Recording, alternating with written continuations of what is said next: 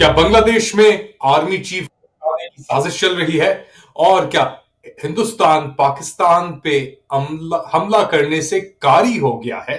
Late Ali show you के इस episode में आप सबको खुशामदेद। Do like, subscribe and share this content. बात शुरू करते हैं। द इकोनॉमिक टाइम्स की एक रिपोर्ट आई है, हिंदुस्तान का ये इकोनॉमिक टाइम्स है, और इसके अंदर ये बेसिकली कह रहे हैं कि लेफ्टिनेंट जनरल मोहम्मद फैजुर रहमान, जो क्वार्टर मास्टर जनरल है बांग्लादेश आर्मी के, और ये जो शेख हसीना के खिलाफ जो पूरी एक मुहिम चली थी, इसके अंदर भी उनका एक बहुत बड़ा किरदार था। अब ये कहा जा रहा है कि लेफ्टिनेंट जनरल फैजुर रहमान जो है, अंदेशा है, खदशा है हिंदुस्तान की तरफ से कि वो शायद आर्मी का कंट्रोल हासिल कर लें।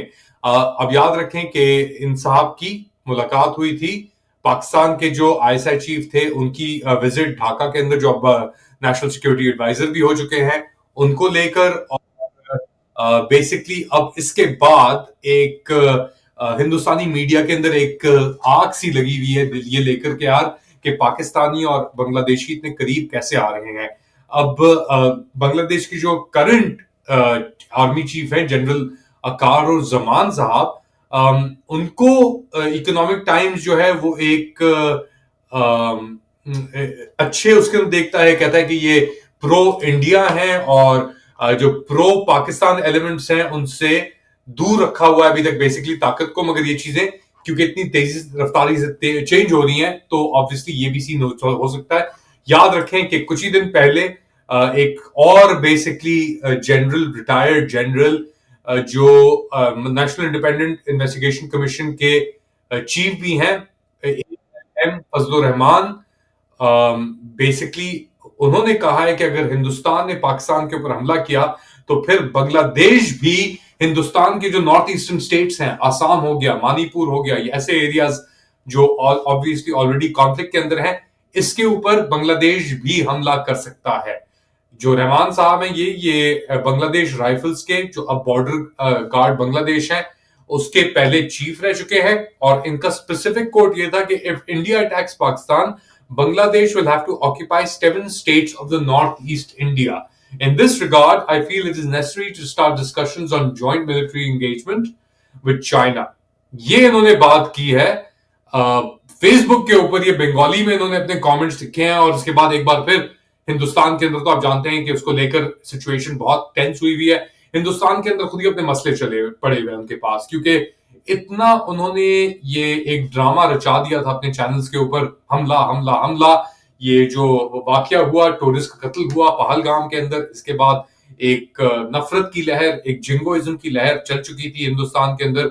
और आज नहीं, अभी इसी वक्त हमला होने वाला है, चिल्ला रहे थे उनके न्यूज एंकर्स भी, और हिंदुत्व का जो पूरा क्राउड है। अमित शाह ने भी कहा था कि हम मुंह तोड़ जवाब देंगे, जवाब नहीं छोड़ेंगे। अच्छा, मुंह तोड़ के अंदर दोनों साइड से मुंह तोड़ चलता है, लेकिन अब ये लग रहा है कि हिंदुस्तान के ऊपर बहुत प्रेशर आया बाहर से भी। सऊदी अरब की बात की हमने, अमेरिका की बात की, चीन की बात की।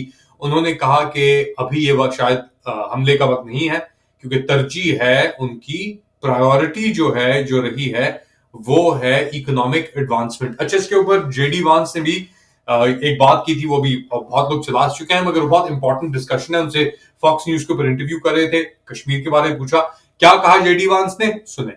We've obviously been in close contact with our friends in India and Pakistan.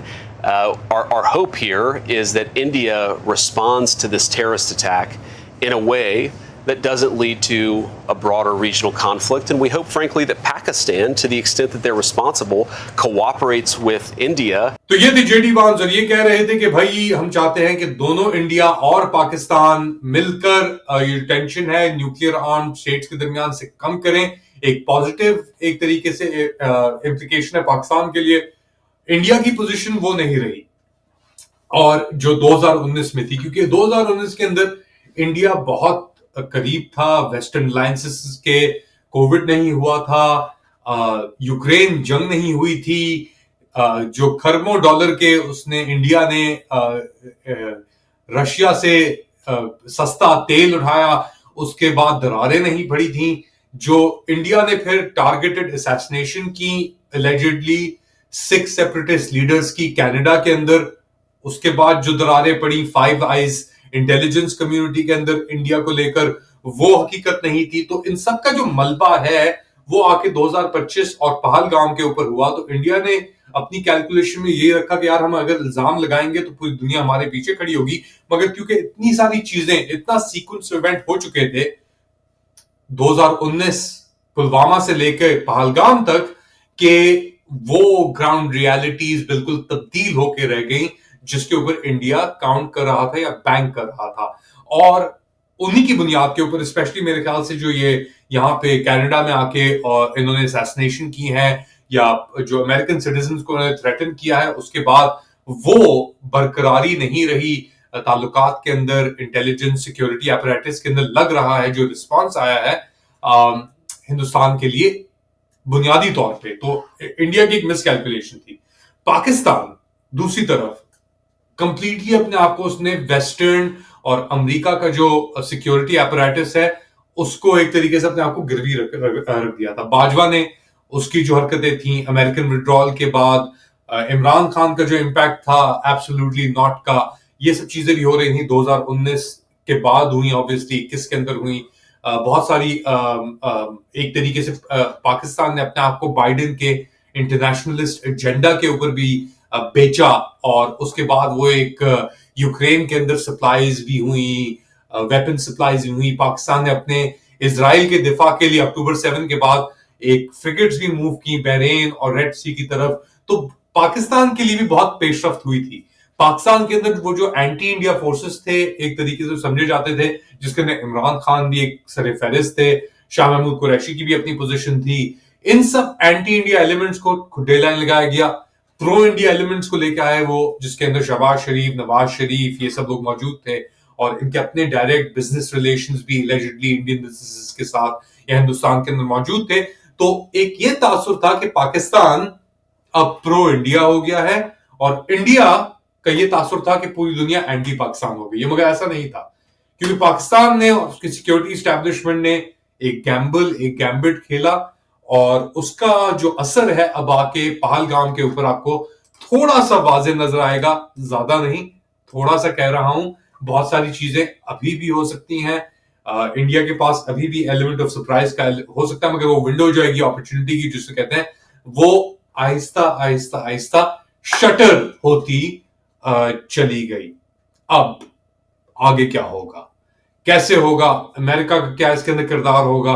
Trump ने भी जो स्टेटमेंट दिया, जेडी वांस ने भी जो स्टेटमेंट दिया, बड़े न्यूट्रल किस्म के स्टेटमेंट थे पाकिस्तान के लिए।